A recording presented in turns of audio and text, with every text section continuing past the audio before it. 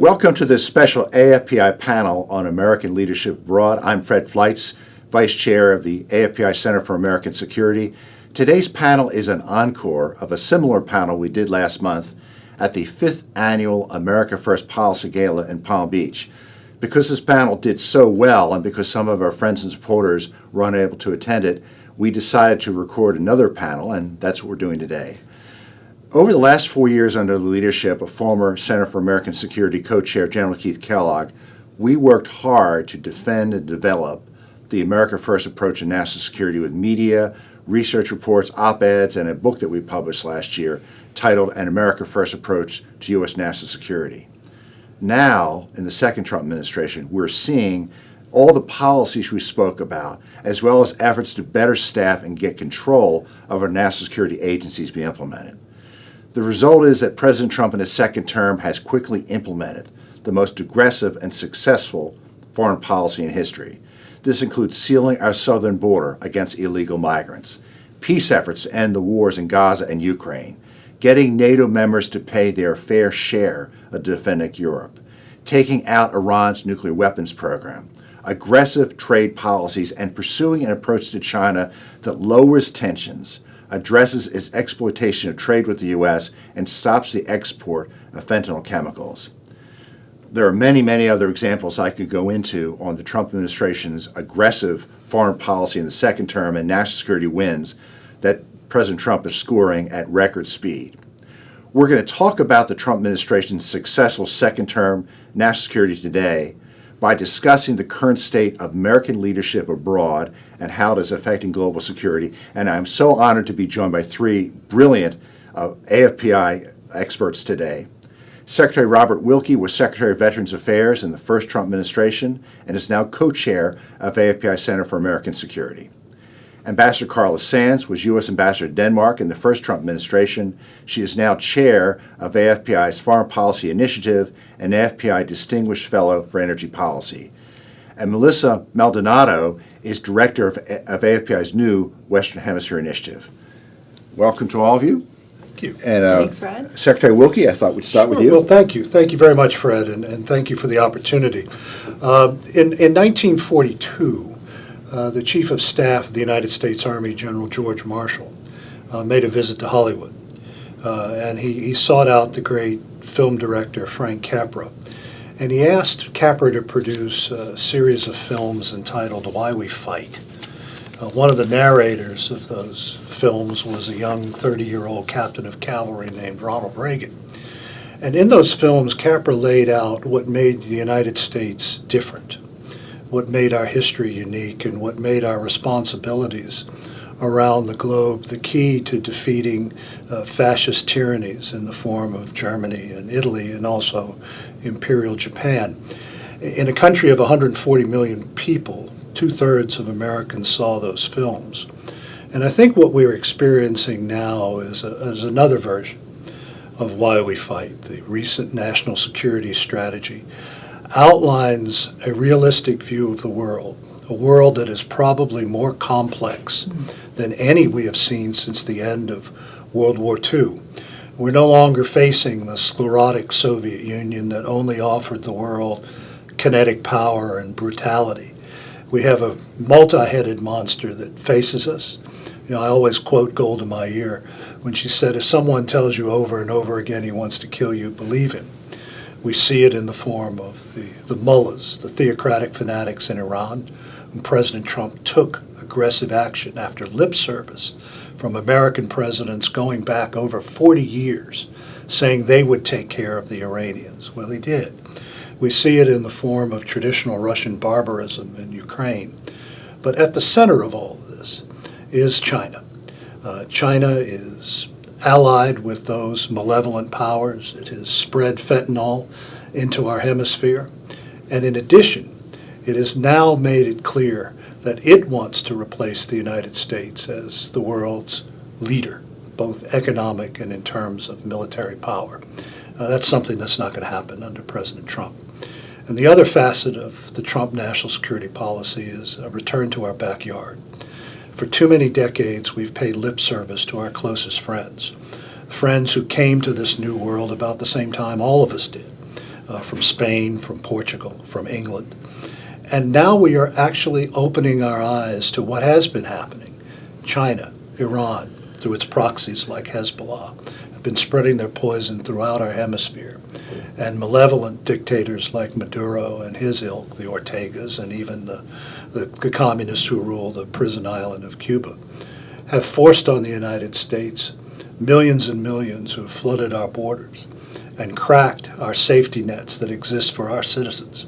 Well, Donald Trump stopped that. And what we are witnessing is America reclaiming its position as the leader of this very special hemisphere.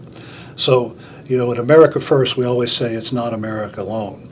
But without America, not much works on the global stage. So it's an important, dangerous, but a time when we have opportunities to recast the world, and I think recast it in a much better light.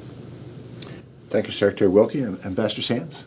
Well, thanks, Fred. I'm so happy to talk about this because a lot of Americans say, well, why should I care about foreign policy? It is so far from my lived life. But as a matter of fact, it is a kitchen table issue. And just as an example, President Trump went all over the world securing investment from foreign governments and companies in order to bring industry back to the United States, to bring manufacturing back, the steel business, things like shipbuilding, reindustrializing America. And by reindustrializing America, he's bringing good-paying jobs and he's making our country secure. You can't be a service economy and actually be a great power. You have to be able to make things like pharmaceutical precursors, things like steel and aluminum. And if you don't make your own rare earth elements and have the ability to process them, you're reliant on potentially on adversaries such as China. China controls most rare earth element processing and most mining as well, just as an example. So all the things that President Trump is doing, he's doing to secure the United States, but he's also doing it to make our economy great and to bring great jobs to ourselves and our families. One example of his national security strategy that I think about is how he has ended wars. He's ended wars and achieved ceasefires all over the world. He's now working on ending the Ukraine war. Now, we can see meddling coming from leadership in the EU and maybe from opposition in political parties here in the U.S. That's making it tougher to achieve peace. But President Trump is focused on ending that war because we know 27,000 young men died just last month. As President Trump works to secure our country, he's also looking at our greatest allies in Europe, because we know we have cultural ties, historic ties. Our laws actually come from what? Ancient Greece, Rome, Israel, the Ten Commandments, and then the UK having their freedoms, such as the idea of freedom of speech. So those laws, especially English common law, informed our country as we created our Constitution and our laws, our structure. The U.S. benefits so much from our relationship with the EU and UK, and we share most of those nations a common security alliance called NATO. And we need our NATO allies to be strong economically and have a strong defense.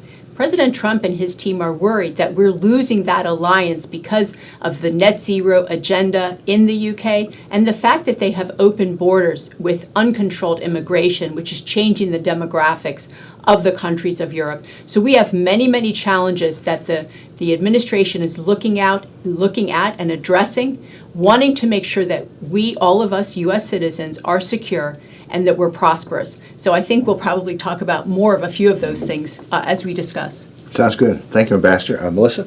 Yes, thank you, Secretary Wilkie. You touched on a few things that I was going to mention, and so did you, Ambassador Sands, so thank you for that. But we're really here. What I would love to talk to you guys about is why we have the Western Hemisphere Initiative. I know you guys touched on this briefly, but it's at the direction of the President that the current administration has now begun to realize the importance of the Western Hemisphere, not just out of charity or altruism or wanting to intervene in other affairs, but because of the national security of the United States. I think for a very long time, the U.S. has really neglected its own hemisphere under other administrations, And we've done so at our very own peril. And I think that President Trump has had a vision and a very, very smart strategy when it comes to this, realizing that not only is the U.S. the center of gravity for the entire hemisphere, right? But a lot of the issues that begin in Latin America and Central America don't stay there. They make their way up towards the United States, and I think we can point out of a lot of issues that begin there, whether that be economic collapse or drug trafficking or cartel wars or maybe instability in the hemisphere. We can point to a lot of those things when we talk about things that affect, like you said, Ambassador Sands, like the average American people. And whether that is another overdose or another cartel war making its way north, or different issues that affect, American insecurity. A lot of those start in the Western Hemisphere, and it's great to see a president that is prioritizing for the very first time, honestly, in memory, prioritizing the Western Hemisphere because he knows it's part of the national interest. Melissa, that was excellent, and I want to pivot, maybe double down a little bit, to shift to what's going on with Venezuela right now, which I think everybody's talking about. How does this conflict in Venezuela, and I want all the panelists to comment on this, factor into what we're reading in the national security strategy that makes the Western Hemisphere a priority for the second Trump administration's foreign policy? I think there's a lot of reasons for it, and I think the Venezuela topic is a great one to bring up because it's what we're all dying to know. There are aspects of it that the current administration has chosen to keep very close to the vest, and we know that they will share a lot of those reasons in due time. But it's exactly what we're seeing happening off of the northern coast of South America is exactly what they write about in the national security strategy, and something that we in the Western Hemisphere Initiative have been talking about for quite some time, that it's very important to shift our focus to our own Western Hemisphere. That hasn't happened in a very long time. I think part of it is, Latin America has a very minor GDP in comparison to other places that the U.S. has placed a lot of focus on. But now we're starting to realize that everything that happens down there affects us. It affects American communities, American families, American children, and especially Venezuela is a perfect example of that. And what we're seeing right now with the massive, massive military buildup in the Caribbean is part of the president's strategy to show that the U.S. is ready to lead the Western Hemisphere again, to basically take the reins and show people that they can no longer interfere with our neighbors because we know that it affects us. It crosses the border, it affects American communities, and I think that this is the first iteration of us seeing the president act. I don't think it'll be the last one. I think part of what he's doing in Venezuela, asserting the U.S. leadership there, is trying to send a message also to the rest of the hemisphere that we're not going to allow ungoverned spaces or misgoverned spaces to affect the U.S. national security. Yeah, and I would add to that. I'm a native of the city of New Orleans, which has been traditionally the gateway to Central America, and I've always viewed Central and South America as part of the greater family that we are a part of in the United States.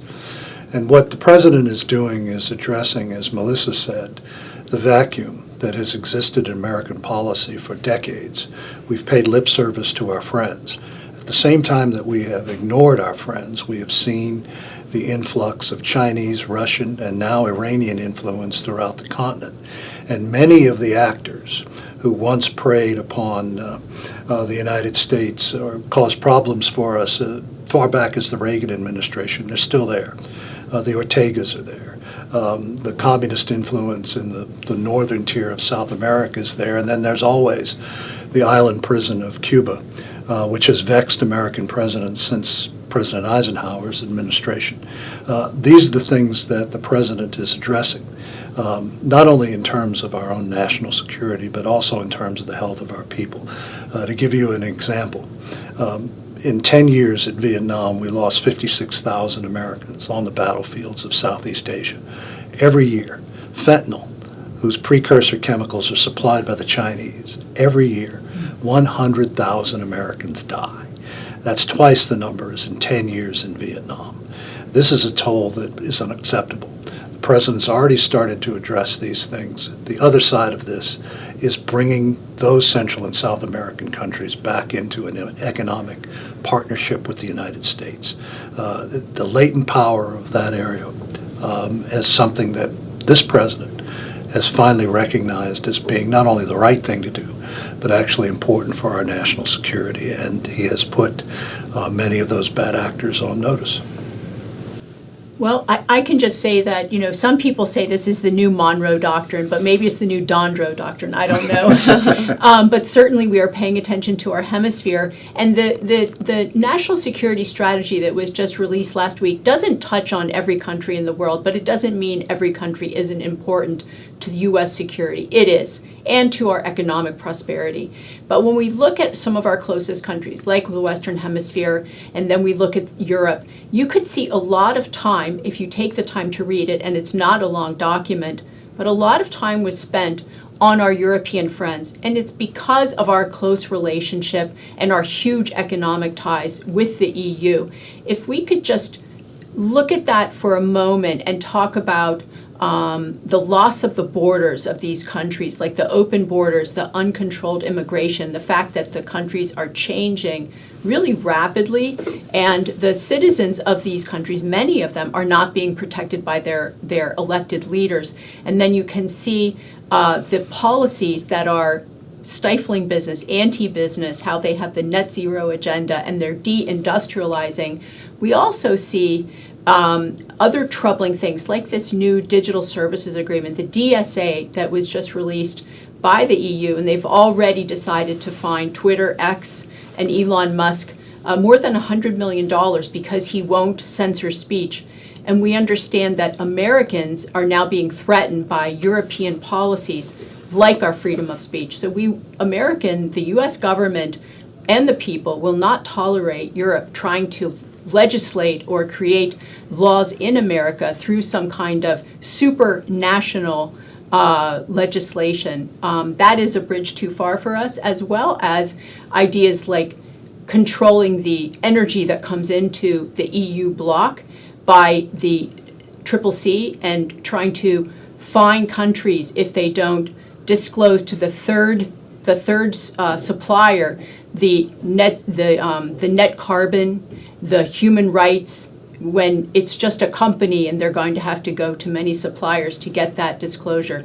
That makes doing business with Europe impossible, and it's trying to control American and other companies. So there's a lot coming out of the EU that the United States government and the people object to, and I think it's an important conversation, and the national security strategy touches on some of those issues. But certainly here at America First Policy, we talk about America First and then nation first, how we want our allies to have strong borders, control their immigration, have a great economy, and be able to afford and have a credible defense, control protect their rule of law, and protect also their precious culture, their history, because we know that the history and culture of every country is part of their DNA, and it's worth protecting. I have a follow-up question for Secretary Wilkie on this. I know you'll want to comment on this, Robert, because the Europe section is entitled Making Europe Great Again, but the European leaders are furious. One reason is because there's a concept in there called civilization erasure. It's saying that Europe is facing civilization erasure because of the uncontrolled immigration of unvetted immigrants. What are your thoughts on this? Well, it's interesting you say that, Fred, because I've been giving a series of speeches primarily in Eastern Europe about what Ambassador Sands just talked about, a civilizational continuum that began when Abraham walked out of his tent and then moved from Jerusalem to Athens to Rome to London and then across the oceans to the American Colossus. What we're seeing in Europe is a crisis of confidence. Nations that lost empires but never gained a vocation, a reason for being. And because of the things like migration and so-called progressive education, Europeans have spent most of the last 20 or 30 years chastising themselves for the successes that Western civilization has brought. Those very things Ambassador Sands talked about, the freedom of assembly, the freedom of speech, the freedom to worship, all of those things that had their origins on the European continent have been destroyed. Great Britain is a classic example of this. If you go to the second largest city in Britain, Birmingham, you will find more Sharia councils than you will common law courts. And just recently, in a football match between Aston Villa and the Maccabi Tel Aviv from Israel, the Birmingham police, the Birmingham City Council told Aston Villa Football Club, don't let the Jews into the stadium because they cause trouble. This is stuff that last time you heard it on the European continent, it was coming out of Der Stürmer. This is what we are facing. We are facing the negation of 3,000 years of Western civilization. And that is now made manifest in a continental weakness when it comes to the kinetic side of power. A group of people who have sold themselves on the siren call of the welfare state and said, we don't need to worry about other things because the eagle will protect us. And one last note about that part of this equation. The media decries Donald Trump for being harsh on Europe. Donald Trump wasn't the first American president to say that the warning signs were flashing. If you go to John Kennedy's inaugural address, there's that famous paragraph where he says, ask not what you can do ask not what America can do for you, but what you can do. That second part of that paragraph is directed at Europe. Ask not what America can do for you, but what you can do for the peace of the world. And that is what President Trump is emphasizing. And the last point, just to give you an example on the military side, when I was born, the Canadian Army was the fourth largest in NATO. Today, the Canadian Army is the size of the Alabama National Guard. The combined military strength, Army strength, of Great Britain, Germany, and France, the world's fourth, fifth, and sixth largest economies, is smaller than the Army National Guard of the United States. And little Lithuania could put more active and reserve troops in the field within 24 hours than Britain, France, and Germany can. That is the warning sign for all of us. I want to ask a final question of the panel, and that concerns America First and how the concept of stressing the value of the nation state is becoming a global movement. We're actually seeing in other nations, Argentina first, Japan first, Hungary first, a feeling that the government should be first promoting the interests of their people, not the interests of the UN or the global elite or the European leaders. And I'm just wondering if the panelists could talk about what is President Trump inspiring in terms of getting movements and political parties in other countries to begin their own America First-like movements. Well, really briefly, I think it's a virtuous revolution. It is a reestablishment of the nation state and the national identities of our friends' countries.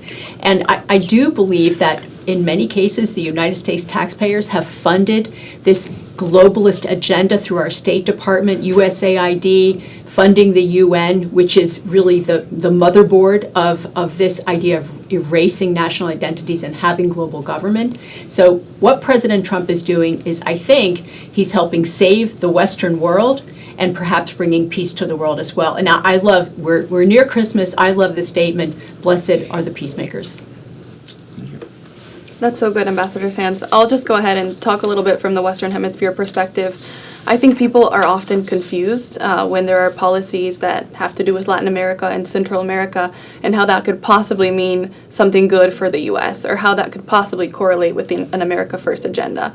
I think that a lot of what we're seeing the president and the Trump administration do, and thank God for this, because of a lot of the people that the president has appointed, have had this, kind of laser focus on Latin America. We've seen it with the Secretary of State, Marco Rubio, with the Secretary of War, Pete Hegseth. And what they've said about it is America First really means not America alone. I know we say that a lot, but they've said America First can also mean the Americas first. And it's not a zero-sum game. It's not like when the U.S. wins, everybody else has to lose, or the U.S. has to lose for South America to be empowered or Latin America to be empowered. I think what we've seen is that we have a lot of very common interests. When the U.S. does well, you can definitely feel that in the rest of the region and in the rest of the hemisphere.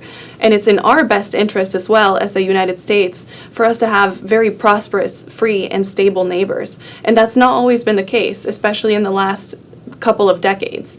And we now have a very unique interest in seeing the rest of the hemisphere do well so that we can work with them, so that our borders can also be safe, and so that we can all work together towards a greater hemisphere. And I would add to Fred's question by just giving you an example as to what he was talking about. the failures of multinational institutions. There's no greater failure in the post-World War II world than the United Nations. I've often said that if Israel didn't exist, the United Nations would go out of business. For a nation that is, for an organization that was created to promote peace and to promote the brotherhood of man, the only permanent agenda item on the UN Human Rights Council is Israel. 40% of the UN General Assembly's resolutions in the last 10 years have been about Israel.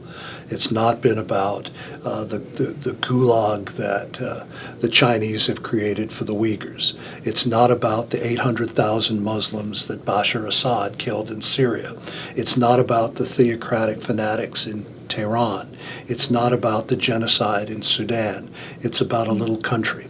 And I always like to fall back on something my late Marxist friend Christopher Hitchens used to say, that anti-Semitism is the foundation of tyranny. And the ultimate expression of that is what is going on at the UN. And President Trump has looked at that. He is telling the world, this is the problem. And by extension, he's been critical of the European Union, which has denied the national aspirations of different countries across the European continent and tried to homogenize a continent that in many cases is proud of its history. People are proud of their religion, and they've been fighting back. And as Fred said, now you see that going on in places like Japan and the Philippines. So it is spreading that people will seek safety in their identity, not in some extreme case, but for the preservation of things that they hold dear. Well, thank you, Secretary Wilkie. What you've been watching today is an example of the depth and expertise AFPI has assembled to analyze and to inform the public about the America First approach to U.S. national security. I'd like to thank our panelists for a brilliant discussion today, and I'd like to thank you for watching.